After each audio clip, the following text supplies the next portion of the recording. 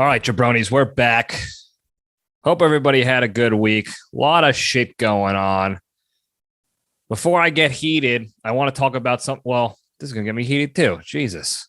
Anyway, before I get into it, hope you guys had a good week. I did. Busy. Whatever. Nic Cage movie still out in theaters. I saw it again. I saw it 3 times. It's only 3 times, but I saw it again. We're going to keep the tally up for you, people out there in the junction. If you're following along, keep the tally going. Let me know how many that's been. I think it's been 3 so far that I mentioned it. So there you go. But I want to talk about a few things first before we get into the episode here and the good stuff, the how you doings. A couple weeks ago, I read this and I forgot to mention it in the previous episode because it was more up to date then, more current events then. It doesn't matter. Regardless, you haven't heard it yet. Okay. A couple weeks ago, a federal informant and whistleblower was found dead. Okay. Now follow me here, fellas. I'm gonna get to the reasons why I'm even talking about this. He was found dead, unknown cause. He was missing since April 6th, and he was found a couple weeks later. And again, this was a few weeks ago that I saw this, and I wrote it down in my notebook, and I forgot to just to talk about it on here and bitch about it, really. The key thing here, this federal informant, who was previously unidentified when he was doing informant work, and then was identified after a recent book came out about some of the stuff he revealed. But this guy was the son of a big-time executive at Deutsche Bank,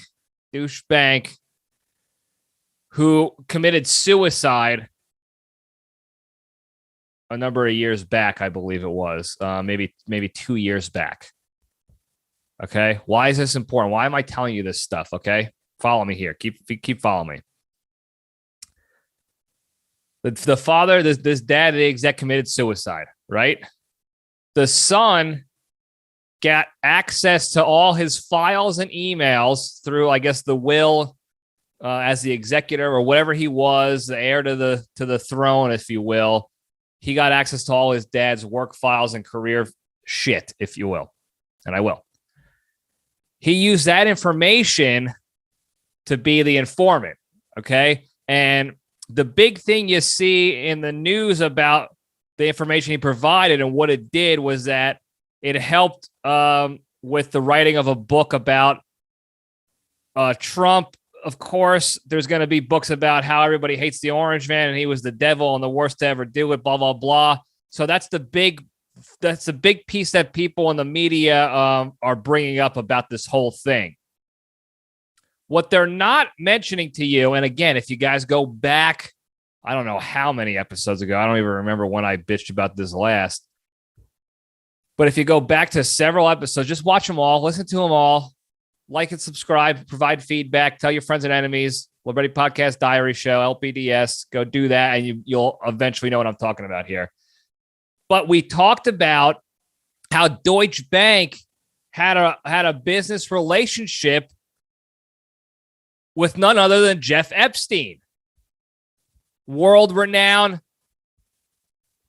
sex child trafficker, owner of Sex Pedo Island, where all these big timers and celebrities and politicians have been seen and caught on this island likely doing sex stuff to underage women.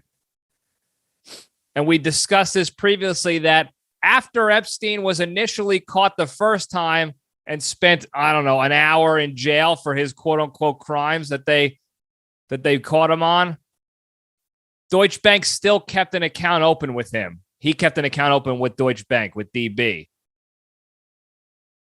Presumably to continue his business ventures of sex trafficking for all these celebs and these politicians and these world leaders to continue doing despicable, disgusting, illegal things to underage women. And they kept the relationship open. They had no moral code whatsoever. And I don't know if they got fined for it or what have you. But this kid, the son of the suicided exec, had access to all these files getting into the Epstein stuff, digging deeper into that part of the archives that the father had, not just the Trump crap that people that love to bitch about, but the real stuff. The stuff that came out on Trump is just he's a bad guy. He hung out with Epstein. I'm sure if there was real stuff about him doing shit with Epstein and the sex pedo stuff, well, I definitely want to hear about it. I'm going to find out about it. It's not in that book, though. It doesn't even mention anything about Trump's relationship with Epstein in that book, I don't think. It's just about nobody liked him. He's a big, mean orange man, scary guy, and, we're going to ban him. So that was that. The book doesn't mention anything about Epstein. It mentions nothing about his relationship with Deutsche Bank. But this information was starting to come out from these emails that this kid had, this informant who was at once an anonymous informant with the FBI and folks, and became non-anonymous, if you will, identified himself after the book was able to be released and blah, blah, blah. I think he also helped provide information in some other FBI cases that they were trying to do against Trump that didn't come to fruition. And so that's why they were able to release his name after the fact. I don't know. Regardless, all this information about Epstein and Ghislaine Maxwell and the other big timers, the Clintons, the other people in Congress and stuff. I forgot the names off the top of my head. There's so many of them that are still involved in this. All the news media outlets, their bigwigs and producers and executives still coming out. This information is still coming out about them. And then coincidentally, another person related in some way, shape, or form, potentially to the Epstein, Ghislaine Maxwell, sex pedo island stuff, is found dead. Now, why do I constantly bring this up? Because I sound like a crazy person, right? Gotta be. Like, why is this guy paying attention so much to this stuff? Why aren't we? How many people has it been just since the start of this damn podcast? How many people has it been that have been in some way, shape, or form involved in the Epstein sex pedo island shit, about to provide information that can lead to more arrests and indictments and convictions to help bring justice to these women who were girls at the time, by the way. And they die. Suicide. Or random unknown reasons. Completely unknown. Nobody's investigating whatsoever. What has it been? 1, 2, 3, maybe 4 people that we've talked about in 2 years. 4 people in 2 years that have been ready to present information to bring these bastards to justice, and now they're just gone. And nobody's asking any questions. The media is completely silent about it. Completely silent about it. But I'm the crazy guy over here with his tinfoil hat, doing the digging, doing the reporting of actual news, trying to figure out why these people keep showing up dead right as they're about to provide information and evidence that seeks justice and hopefully minimizes and mitigates the despicable sex crimes that these people are doing. It's unbelievable that it's not talked about further. And there's all these people out there who are these social media activists that I know personally or I'm friends with. And every time I bring it up to them, they all say the same thing. Oh, yeah, it's horrible. It's horrible. And then I ask, well, why don't you post about that? You post about everything else on social media. Oh, well, I don't know enough about it to make a comment, this or that. It's because they're either cowards or they're proving my point, as previously mentioned in other podcasts, that they're sheep because the media is not covering it. So they don't care about it. They don't even know what's going on unless they hear it from this crazy asshole right here. And then they just brush it off when I bring it up and call them out for it. Because they're, I don't know enough about it to make a comment. They don't know enough about anything they're posting. I got news for you. Most of the people posting their political bullshit don't know enough about it to be posting about it. 90% of the time. That's a fake statistic, but it's the majority of the time. Bitches are posting stuff they know virtually nothing about, or they're just reacting to a headline they saw because that's what they're told to do. That's what they're said is popular and important these days. Here's a great example. What's everybody talking about this week now? Certainly not anything related to Epstein and the sex criminals. It's not about that fat shit news anchor from ABC or NBC. I forgot exactly what organization he's from, like a local affiliate of NBC, I believe it was, who just got busted at an airport trying to meet up with an underage boy, and he was really talking to like a pedophile task force. Nobody's talking about him getting busted and then trying to lie about it, saying he was only meeting with the kid to report on a story, or that he was trying to tell this kid why he shouldn't be on dating apps like this and that, even though he just got caught red-handed trying to meet with an underage boy to do sex to him. Some fat shit, fat blob pig of a guy. His stomach fat is draping over his belt and his waistline like a lava lamp inside a garbage bag.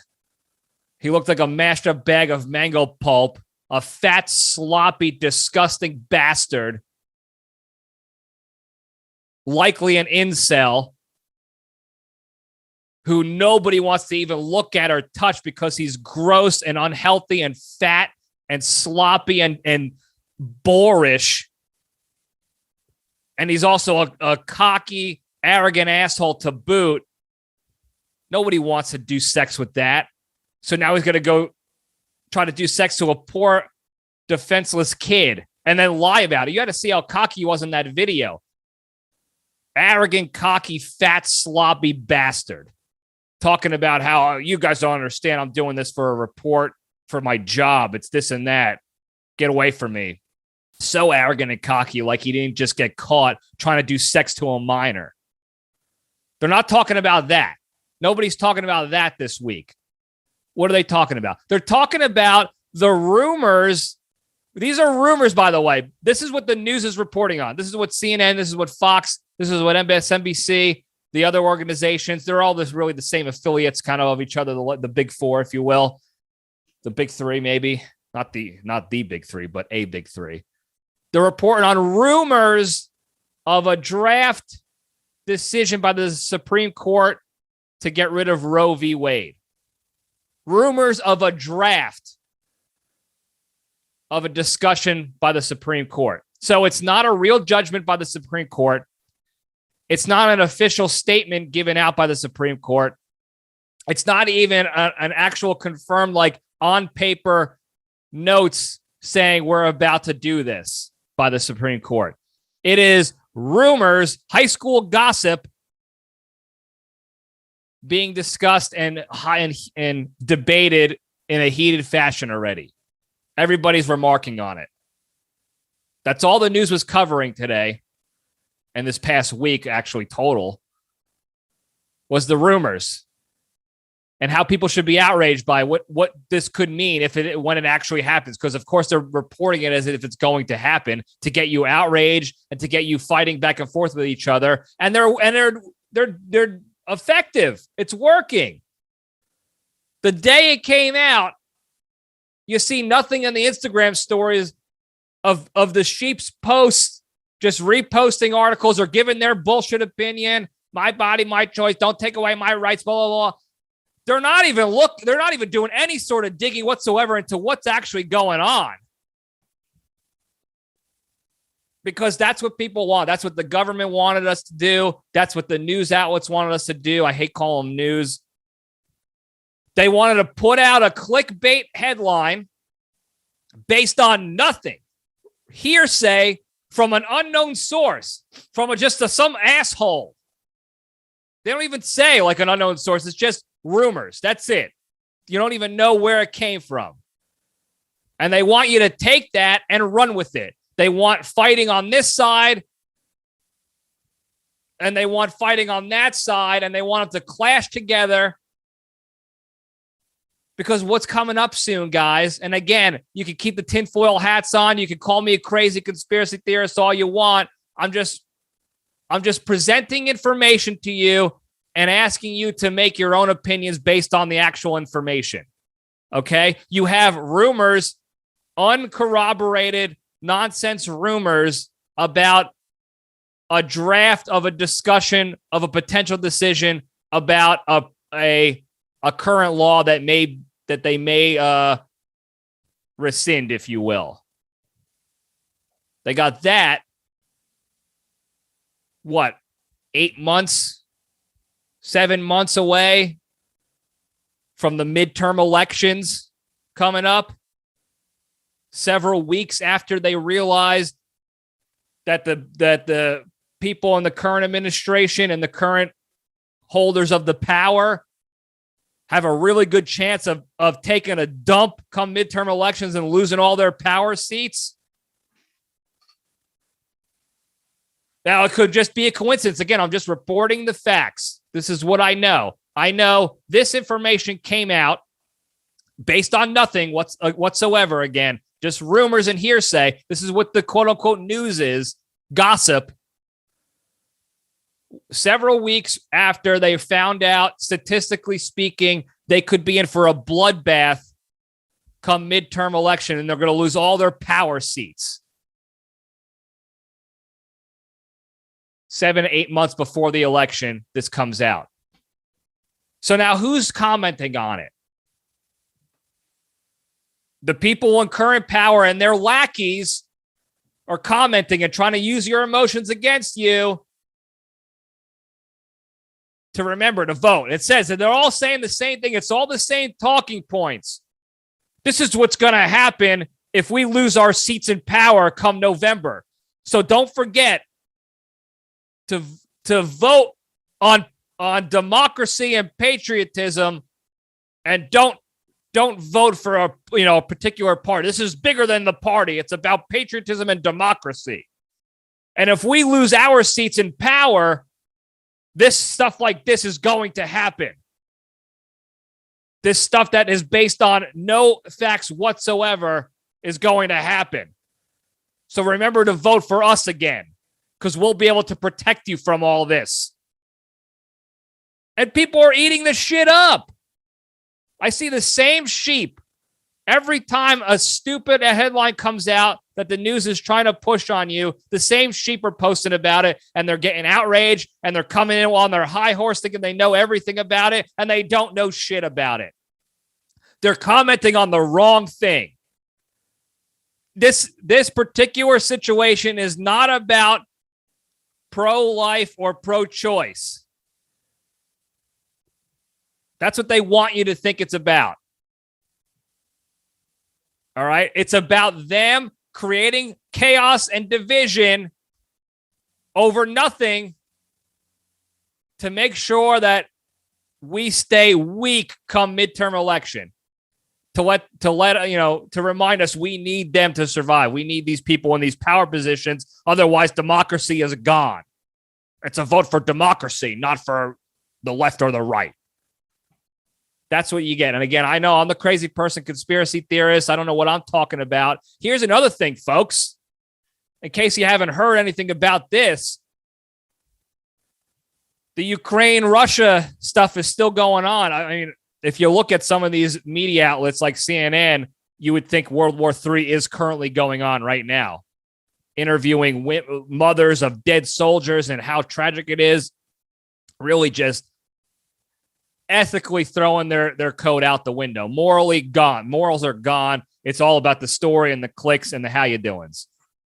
Here's another thing going on that they forgot to mention and hasn't been really publicized much at all.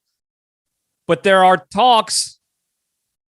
This is not just rumors, by the way. This is the presidential administration putting this out there that they want to send an additional $33 billion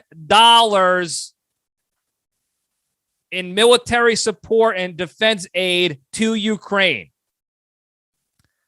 Additional $33 billion on top of the 800 million from a week ago, on top of the 800 million from 4 weeks ago, and on top of the 1.7 whatever billion from a month ago, 2 months ago. An additional $33 billion. Okay? Now, let me put this into perspective for you. The United States gave the Afghan National Army, not the Taliban, not the shit we left there when we retreated and surrendered there, but the Afghan National Army themselves. We gave them maybe a total of $16 to $17 billion worth of equipment and training and supplies over 20 years. And now they want to provide $35 billion total dollars in a matter of 3 months to Ukraine in military aid. If you think the military industrial complex doesn't exist or is a myth, you better think again, guys. I'm conspiracy heavy this episode in the beginning here. Conspiracy heavy. But think about this for a second. 33 billion. We're not in a war anymore. Right there in there anyway. We're still in Iraq. But we're not in a war. This is not our war. We're not involved whatsoever. Why are we giving that much money to them? We gave half of that to the Afghan National Army and military when we were physically there supporting them for 2 decades. Okay? But because the MIC needs to keep churning and rolling, this agreement, this money agreement to Ukraine means these contract companies and all the people making the weapons and the defense systems, they're going to be rolling in dough. $33 billion in a matter of months. That's unbelievable profits for them. Here's another thing, folks. Where's the government getting this money? It wasn't built into the budget they just passed a couple months ago. So where's it coming from? Better check your pockets. Check your pockets, folks, because that's where it's coming from. Our tax dollars. Okay? They're going to short us on other shit that we actually need in this country. They're going to use it as an excuse to raise your taxes, maybe. Or they're going to defund other programs that are actually helping people. Or they're going to use it as an excuse to not be able to fund things at all that they originally stated they would be able to fund when they came in office. This is how the government works, folks. And guess who's going to pocket profits from this? The Congress and the Senate. All the people that are on the inside, knowing the trade deals, the trades and deals, as Howie Ortman likes to call it. Okay, I know. Crazy beginning to this episode. I got it. It sounds nuts. But you need to hear this nutso information to try to hopefully put things into perspective for you, because you're only hearing one side of the story for everything else going on. And right now it's the rumors, the gossip of the Roe v. Wade stuff by the Supreme Court, but nothing about the $33 billion to Ukraine, nothing about the elections coming up and the reason why they're pushing this chaos and craziness. This is a cycle, folks. Every time elections come up, there is some sort of crazy, chaotic Armageddon type situation that we need to move out on with our opinions and vote and our votes. That's not a coincidence, guys. That is not a coincidence that every 2 years this shit happens. Okay? And you don't have to agree with me on my politics or anything like that, because that's fine. You shouldn't agree with everybody. But at least take the step back and see the bigger picture of it all. Politics aside, because it's the left and the right. They do it. It's every 2 years, and regardless who's in power, they're doing it. Okay? So think about that. Take the step back. Think about it. Now, before I blow a goddamn gasket talking about all this shit, Let's get to some good news, and then we'll get into the meat and potatoes of the episode. I don't know how long I've been ranting already. Hours. Could be hours. Maybe it feels like hours for you guys, so I apologize. But good news, okay? If you haven't heard already, I posted a video already earlier in the week. The LPDS has a hotline, okay? I talked about it in the video, so go back on the Instagrams and Facebooks and refer to that. But we got the hotline, so feel free to call in with your questions and comments. And whenever I ask a question or request fan feedback, you can call in directly. You can leave your name. You can keep it in. You can request to remain anonymous. Whatever you got to do. It's the fresh new hotline. We're gonna try to actually play the recordings live while I'm filming the episodes here, so you can all hear it at the same time. So 202-670-1114. 1114 is the number. That's 202-670-1114. That's the LPDS hotline. Give it a ring. And with that, we'll step into the cage.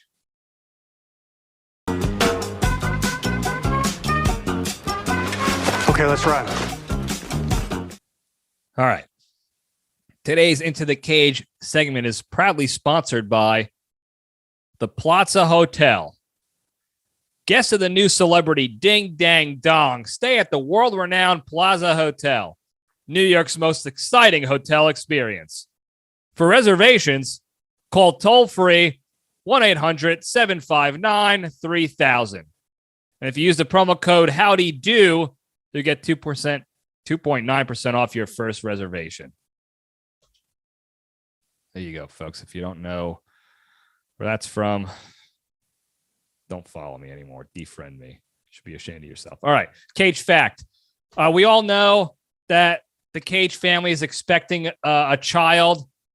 They announced that back in February of this year, of 2022. Well, it's been recently announced in an interview while Nic Cage has been on the circuit for Unbearable Weight of Massive Talent, which I've seen 3 times already, if we're tallying it. One of the things he announced was that they found out that it's going to be a daughter. They're having a daughter. It's going to be his first girl that he's having. So he's very excited. He's happy about it. He said it's going to be, the adventure of a lifetime. And they already picked out a name, actually. And the name is going to be, it's based off of, he's naming her after his favorite song of the Beatles, written by John Lennon, and then also his father, who is August Coppola, and the daughter's name is going to be Lennon Augie. He said he's going to call her Lenny for short. But that's it. Lennon Augie, because of John Lennon, the Beatles, and then Augie is August Coppola, his old man, the father of the greatest to ever do it. So there you go. That's a Cage fact, short and sweet. We'll move right along into the junction, spin the logo up. We're talking about Italian stereotypes here. No more conspiracies, even though maybe some of these are, I don't even know. But Italian stereotypes and whether or not some of these are true. So I asked you guys, whatever stereotypes you've heard about or rumors or things you've seen about Italian Americans, to ask it to, whether or not, and I will reveal whether or not they're actually true or they're just malarkey or what have you. Now, I will caveat. I'm not trying to come in on my I'm not trying to come in on my high horse like these social media sheep thinking I know everything about a particular topic. I know nothing about most things. Okay. I know very little about a few things and nothing about most things. But I do know a little bit about stereotypes. I'm pretty much a walking stereotype for the most part. So I do have a little bit experience in this realm, this milieu, if you will, and I will. So I felt it might be appropriate to kind of level the plane, level the bubble. That's a cliche saying we talked about in a previous episode where I thought it was a naval term, and I couldn't have been more wrong and stupid and embarrassed by that, but I'm okay with it now. I learn and grow. But we'll try to myth bust or verify some of these stereotypes. And some of them, maybe I've never heard of before. And I have no problem admitting that, because that's what you do as adults. You admit when you're wrong or when you don't know something so that you can learn and grow from that. That's what we try to teach here at the LPDS. All right, so let's just get right into it. We got some feedback from a fella here.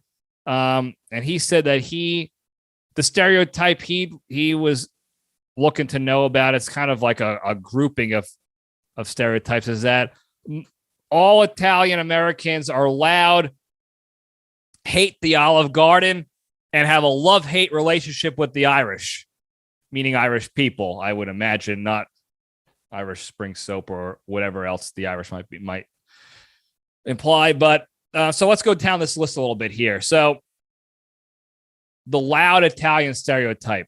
This is true. Okay. There's some reasons behind it, though. And it's actually logical, but also laughable, and just it pretty much explains the stupidity and ridiculousness of Italian Americans. And I'm not speaking for the Italians in the motherland. I'm sure they have a lot of these similar stereotypes that we just brought over here, but I'm talking about us greaseballs in America, mainly the Northeast, because that's where they predominantly hang out. So the loud thing. A lot of people think that we're arguing with each other because we're talking so loud and it sounds aggressive and it sounds angry. And there's a lot of beeping and booping and hands moving up and down and conversational frag, if you will, shrapnel. The reality is we're not yelling at each other at all. We're not angry. This is just how we talk. This is how we converse with each other about almost everything, whether it's movies or sports or serious family business. That's just how it is, for better or worse. Now, there is a bit of a funny sort of reason behind this, okay? They say the reason behind it is because when you're with your family during holidays and this and that, there's a lot of old people at these holidays, and they can't hear anymore. They're deaf, and they don't use hearing aids because, God forbid, you go to a doctor and get help with something. You got to scream and yell and be loud to get them to hear you, or you're going to repeat yourself. And if you have to repeat yourself too often, that's when you get angry and impatient, and that's where the anger flies. That's where you get actually mad. So you got to be loud. The catch-22 here is that the reason these old bastards are deaf is because they were so loud when talking to each other as youngsters, as youths. So we're screaming and hollering and hemming and hawing at each other our whole lives as kids and young adults and regular adults, to the point where we go deaf as geriatric fucks, and now we can't hear. And now the young crowd has to be loud to us to get us to hear what they're saying. And the cycle goes on and on and on, and we can't get out of it because we're too goddamn stupid to figure that out. We're too stubborn to go get a hearing aid so that the youths don't have to be loud and aggressive when they talk, and we can cut the cycle. It's never going to happen. We're too stupid. Then that's a stereotype that is probably true too. Nobody asked about, but we are stupid. And we're steeped in tradition and blind loyalty, regardless of logic or any sort of real reasons behind it. Again, for better or worse, that's what you get. Moving on. The OG, everybody hating Olive Garden. I mean, I can talk about this 1,000 times till I'm blue in the face. No self-respecting Italian-blooded human being likes the Olive Garden.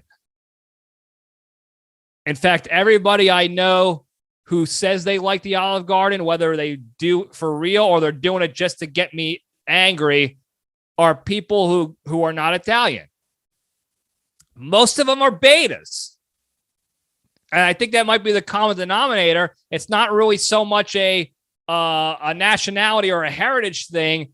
It's a beta bitch boy thing. That seems to be the common denominator, that anybody who's going to Olive Garden on a regular basis to spend money there, bring their families there, are usually, more times than not, giant beta bitch boys. And they're raising beta bitch boy children. Their spouses have become, if they're not already, beta bitch boys as well. And all you're going to do is you're going to get fat and you're going to get disgusting. You're going to get unhealthy eating that rubbish, that pig trough slop that they don't even give to the wild animals. They throw it in the dumpster and even the rats don't eat it. There's 100 billion rats in New York City alone, and they'd rather die and crawl into the subway and electrocute themselves on the subway rails or get run over or eat rat poison than go behind an Olive Garden to the dumpsters and eat that trash, that hot garbage. I'd rather get mustard gassed than eat that shit. So anybody who's going there is a beta bitch boy. It's not even a question about it.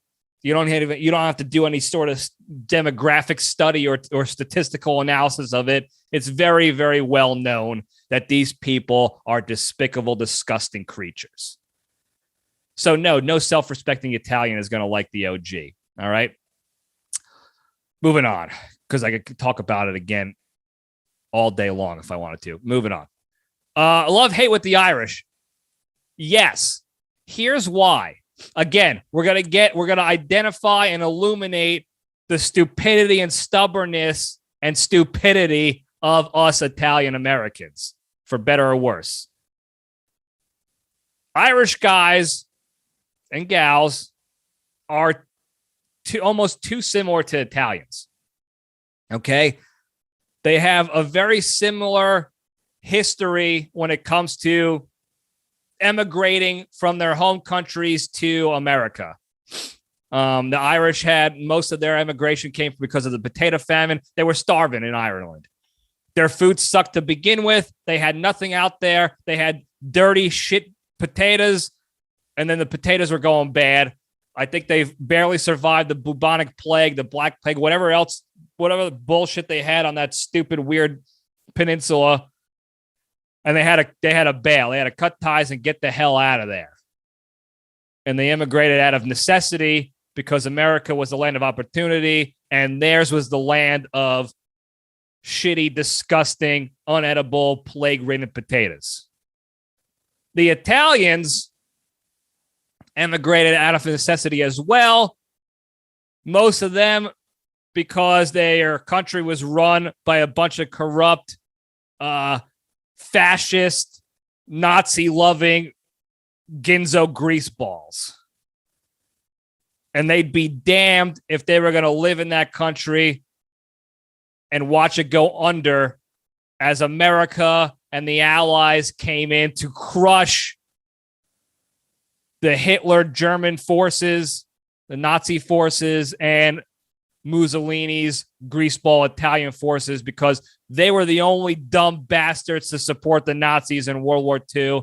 And I think even in World War I also. I haven't studied that enough because I'm an idiot. But that's a big reason for it. So they come to emigrate to America, land of opportunity. They don't want to work on the olive groves anymore and work for that slimeball Mussolini. So they come to America out of necessity. Now, at the timing of when these two groups came, they were treated like shit.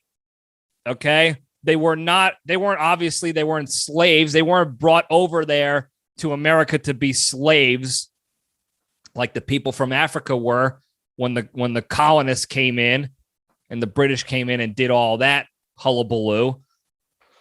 But they were treated like shit. They were discriminated against to the point where, at least on the Italian side, there was a giant lynching. This is what sparked Columbus Day. This goes right into the stupidity of Italians. Holy shit, I just realized this. Okay, so years ago, way long ago, there was a public lynching of a bunch of Italian dudes, like 7 Italians, maybe down south, I believe it was. They were lynched It was a big doo-doo. There was an outrage, and the government was like, hey, what can we do to sort of make up for this? What do you want to make up for this? And instead of like saying we want, equality, we want this to stop, we want actual change and positive outcomes, the stupid Italians were like, we want a holiday dedicated to an Italian, and we got the greatest one to give you.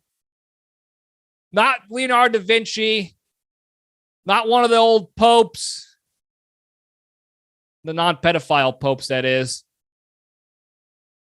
Not Frank Sinatra or any Italian who's actually done some positive for the world. We want it to be for Christopher Columbus. So it started locally in some town, I think, and then it grew and grew and grew, and eventually it became Columbus Day, the national holiday or the federal holiday, and which is the topic of controversy with the woke culture these days, because Columbus was a garbage navigator. He did a lot of rape and a lot of bad things as well. He was also stupid. And that just proves how stupid us Italians are. That's what we did. That's what we picked.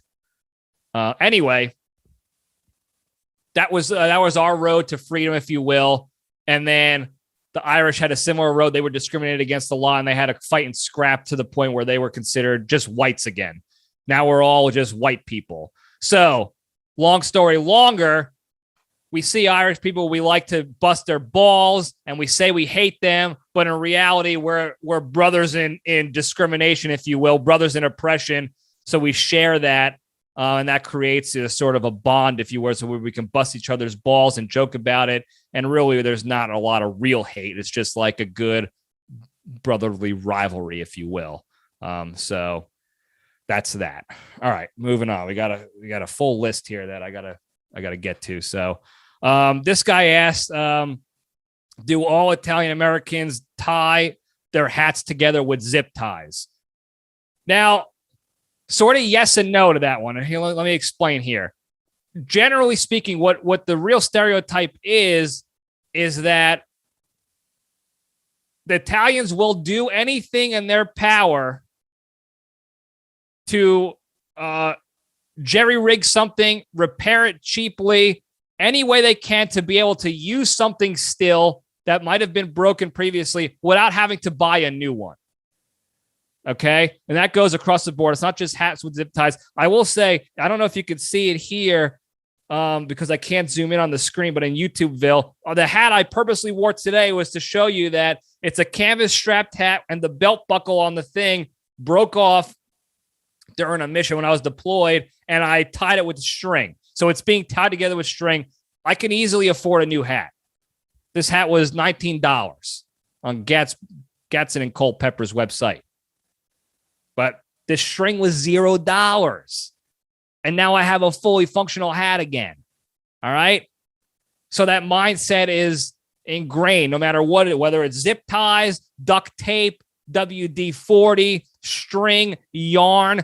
My grandfather, JPL2, collected 14 broken coffee pots, percolator coffee pots, because each coffee pot had a different mechanism that was broken in the pot. And what he was going to do was going to take the fixed portion of one pot and add it to another, to the point where he had this Franken pot of one working functional coffee pot that he built off the backs of other disrepaired, broken pots. 14 coffee pots in his basement when we cleaned out their house and moved them into our compound back in the day when they were still alive. JPL2 did that. 14 coffee pots to make one. 14 to make one. Instead of buying a coffee pot, he went and traversed New York City streets, Queens, Flushing, the Botanical Gardens, anywhere the Men in Black ever explored, and found 14 coffee pots, all of their own, disrepair, to build the ultimate functional coffee pot. In the time it took for him to collect these pots, disassemble them, and reassemble the perfect pot, he could have bought a coffee mate for $12 at Target or at Western Beef is where he loved to shop in New York, Western Beef. That was a grocery store. It was called Western Beef in New York City. Grocery store, beef. 14 pots. Okay, that we'll do anything to not pay full price for a new thing when we have a perfectly good thing right here that just needs a little TLC and it'll be back to banging again. So, yeah. String, tape. You never buy the replacement. You never buy a replacement. If you do, you're a sucker. You're a failure. You're a quitter. You have no business being in this household with this family if you're going to pull that shit. And that's one of the life lessons I learned along the way in my time as a Libretti. So there you go. All right, moving on. Keeping it going here. Can I be a Guido if I'm not Italian? This is a great question by a non-Italian guy. And the unfortunate answer is yes, you can be. Okay? Because Guidos are the sleazy... What is the word I'm thinking of? The sleazy aftermath of what used to be a very fashion-conscious, appearance-conscious Italian-American. Okay, it started with sort of like, I want to look good, and it kind of evolved into sort of the half I want to look good, half metrosexual on the Italian-American side, and then it went full-blown Guido, which is mainly run by wannabes. That community, that culture is mainly run by wannabes now, non-Italian folks who just dress the part. They still do the blowout haircuts like DJ Pauly, that sad sack of shit. I wish him all the best. The hair gel, the ice pick sideburns, stuff you've seen in the archives and the time capsules in the yearbooks of 2003 to 2005 time frame. If anyone who ever went to Club Cherry in West Orange, New Jersey, you were going to see a lot of blowouts and ice pick sideburns and hair gels bopping and weaving in the clubs, in the smog-filled greaseball clubs. And most of them were wannabes. In fact, I knew a lot of Hispanic fellas, a lot of Jewish fellas, Irish, wasps. That was the style. There was the Guido was a style and not so much a nationality requirement.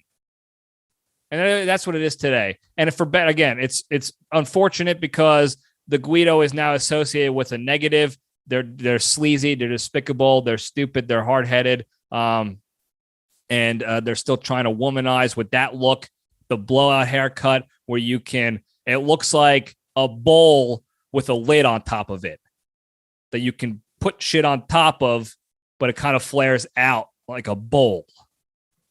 Embarrassing. And maybe I'm jaded because I can never pull it off because hairless on the head side of the house. So anyway, there you go. Moving on. Next question. Is everybody in the mafia? Is every Italian in the mafia? No. Short answer, no. Most of us are not mobbed up.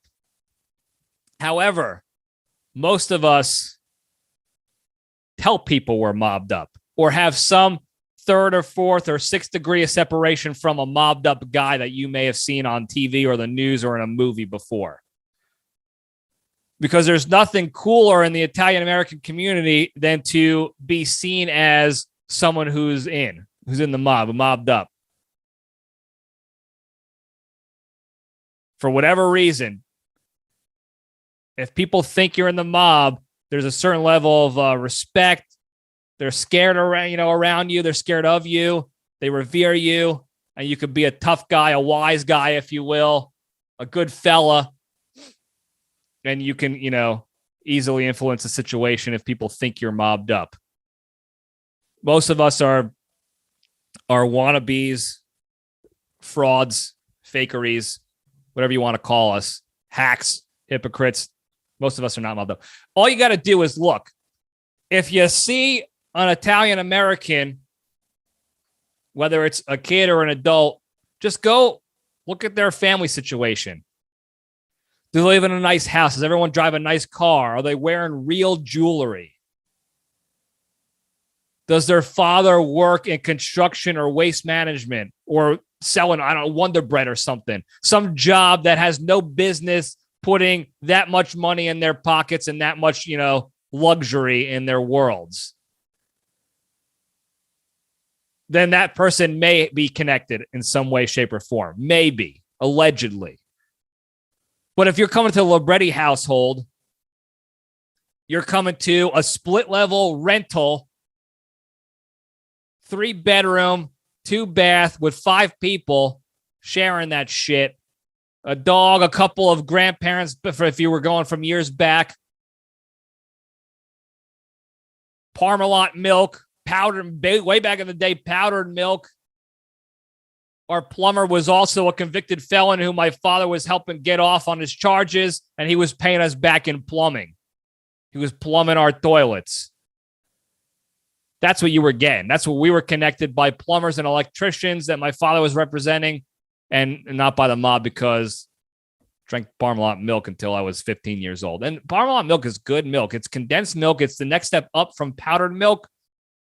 It was damn good. I used to sneak hits of it late at night when my mother was asleep and my father was on the chair sleeping, watching Star Trek porn or whatever he was watching late at night. And I was pumping hits out of the fridge, out of the Parmalat milk container, cardboard little container. How you doing? Condensed milk. Anyway, not everybody is mobbed up. Short answer.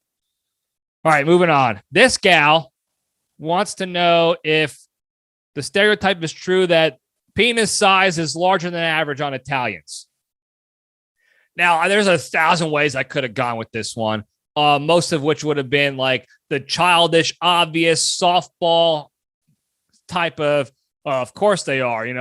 Why would I say no when I'm an Italian myself and I want people to think I got a big pee-pee?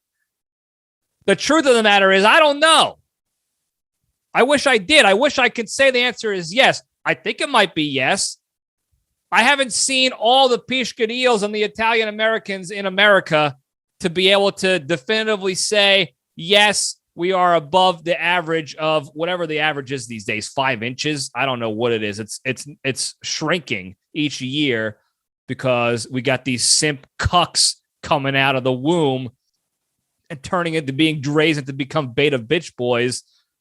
And with that comes shrinkage, Piscadillo shrinkage. So I don't know for sure. I want to say yes. From my observations for science that I've done in locker rooms and, behind restaurants and whatever else you normally do when you're looking at peepees, I would say yes, but I have to remain modest and objective here. I don't know for sure. I want it to be yes, but I just don't know for sure.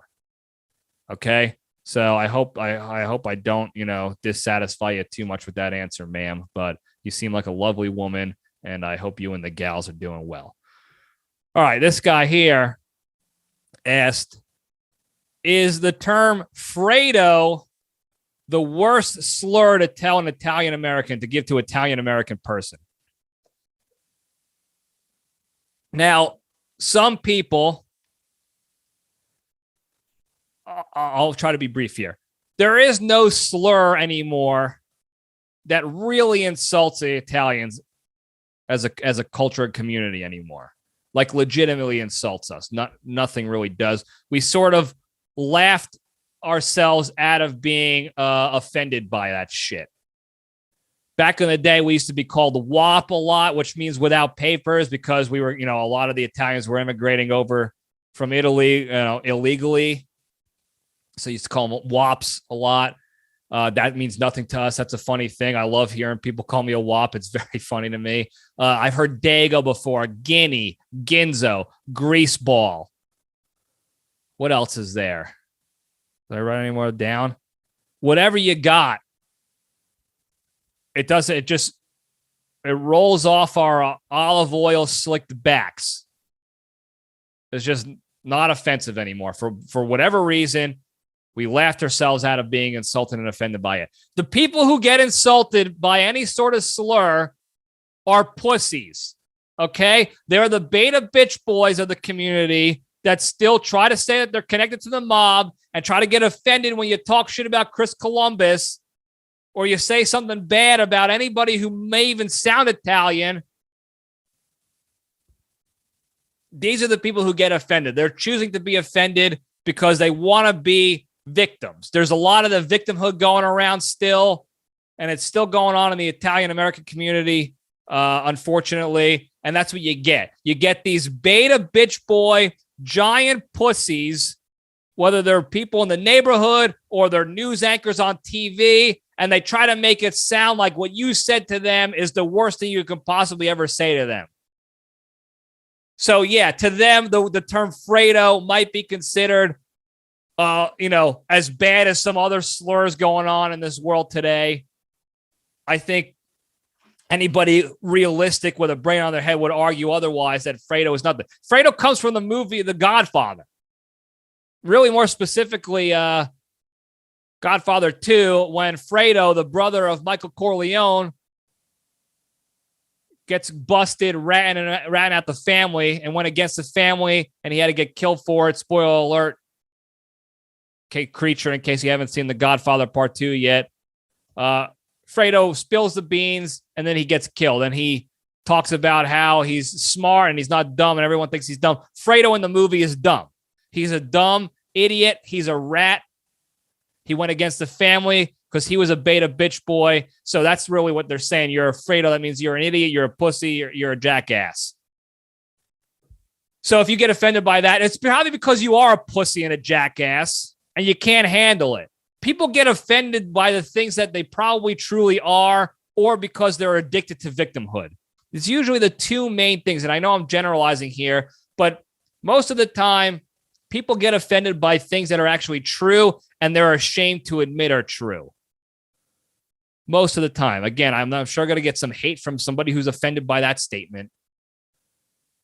But generally speaking, they're offended because it's true and they don't want to admit it, or because they need something to be a super victim. They have to one-up you on the victimhood scale, so they'll be offended by anything. And if you're offended by Fredo, you're a giant pussy. Okay? I don't know what else to tell you. Sorry about it. You're a beta bitch boy cuck simp pussy. I know, Terrence, family show. I really went off the rails there. So I hope your son can forgive me for that. All right, what else we got? Here's another one. Do all Italians who sexually harass people, specifically women, can you just sexually harass people and say, it's okay, I'm not harassing you, I'm just Italian? Is that a real thing? Is that a real excuse to get away with sexual harassment and assault? The answer is obviously no. Okay, and it kind of goes back to the similar thing. If you're offended by terms like Fredo, if you're using that as a line, you're a piece of human garbage. All right, you're a piece of human garbage, and you're blaming your entire culture and trying to use that as a defense for being a piece of disgusting, despicable human garbage. You can't grope a lady and then blame your culture for it. Now, I know in Italy, and historically speaking, Italian men have been aggressive when it comes to womanizing, to the point where now it is crossing the threshold into harassment. And I know back in the day, it wasn't considered that because times were different. And as we learn and grow, shit changes and should change and should improve. And we shouldn't obviously be judging people from their past mistakes. But if you're continuing to do that stuff and then blaming the past or blaming your culture, you're an asshole. And you're a sexual assaulter too. Okay? There was a couple people I went to college with who used to do that shit. Used to pull a lot of sleazy moves on the women in college and then blame their heritage. Oh, it's okay. I'm whatever this nationality. I'm Cuban. I'm Italian. I'm Irish. This is how we do it. This is how we do it in our culture. You're pretty much saying your culture is loaded with abusers and touchers and sex criminals. That's what you're saying. That's what you're trying to get out of your being caught in the act with. That's your out. That gives people like me a bad name. People like my family, actually people who try to be respectful. I make mistakes all the time. I'll be the first to admit it, but I'm not going out there purposely trying to sexually assault women and grope them and then use that as an excuse to get out of it. That doesn't make any sense to me. And as soon as you say that, you lose all credibility. In fact, I want to beat your ass for being a sex criminal. Because if you're using that, you're clearly trying to hide the fact that you just got busted groping someone and harassing them. So, short answer, no. That stereotype is not true. If somebody says that to you, beat their ass, okay? All right, the final one here, because I've been talking for hours now, it seems like, right? I'm sorry. Are you only allowed to name your sons Johnny, Paulie, Tony, or Vinny? The answer is no. You don't have to. The reason why the Italian-American community is loaded with pretty much the same 10 names. Mikey, Vinny, Paulie, Tony, Johnny, Joey, Stugotz. Is for going back to the fact that we are stupid. Okay, and I have no problem admitting that. I'm proud of it sometimes because I am stupid. I don't even know what I should be proud of. But the tradition, I don't remember the origin of the tradition, but the tradition started with you name your firstborn son after your grandfather. So if your grandfather's name is Joey, your son is going to be named Joey after his grandfather, after your father, and so on and so forth. So the lineage, there's going to be a lot of Joeys, a lot of Paulies, whatever. And so it grows and grows and grows to the point where your whole family is loaded with Joeys and Paulies and Johnnies. Here's another thing that goes on in the Italian-American community. And I can speak to this firsthand being a John Libretti IV. Sometimes you want a junior, okay? So you name your son after yourself. Then your son grows up and has a kid. And this poor, dumb Italian bastard falls back immediately into the tradition, the blind loyalty going back to, and he's got to follow the rules. Well, I had a son first.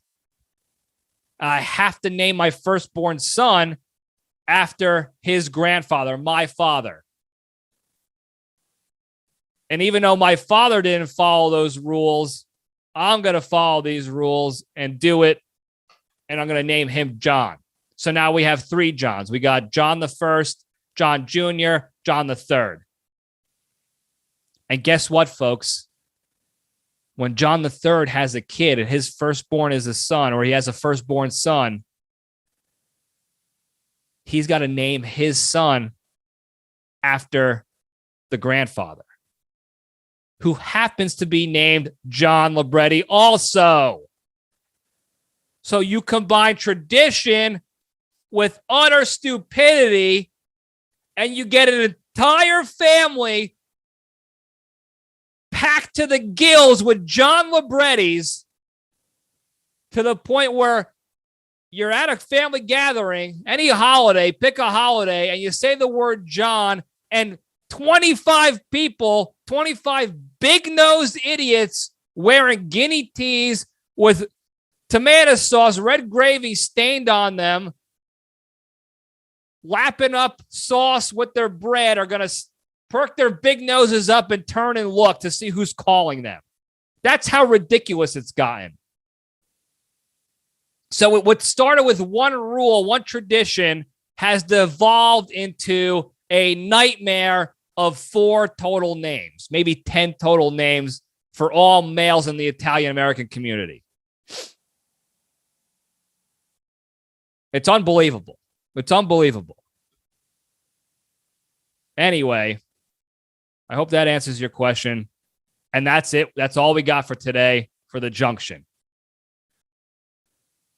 A long road through Conspiracy Alley to get to this point, and we did it. All right? But before we go, we'll hit it very quickly, the big 3. The 3 most important things to do, the pillars to staying strong and to become a better, happier, less stress-free person and to spread that goodness. Number one, exercise every day. It'll help you physically, mentally, emotionally get better and improve your life. Number two, the hardest one, don't be a shitty person. We're seeing it with this Roe v. Wade gossip column and the chaos and stuff. People are already being shitty to strangers based on what we're told to care about for the week. Okay? Don't do it. Step back. Don't be a shitty person. Think about others as human beings.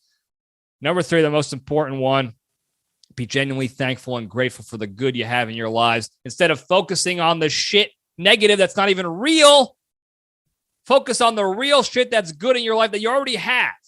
Your family, your house, your toilet. You already got that good shit. Be thankful for it. Don't harp on the negative that's not even real yet. Now that's all I got. Thank you guys for listening and listen to me ramble and bitch and moan and put my tinfoil hat on. I appreciate it. Don't forget to like, subscribe, follow, call the hotline 202-670-1114. I also still got tank tops left. I might do a giveaway, like a comment or a review giveaway. More to follow on that. But thank you guys again. I love you all. Stay strong.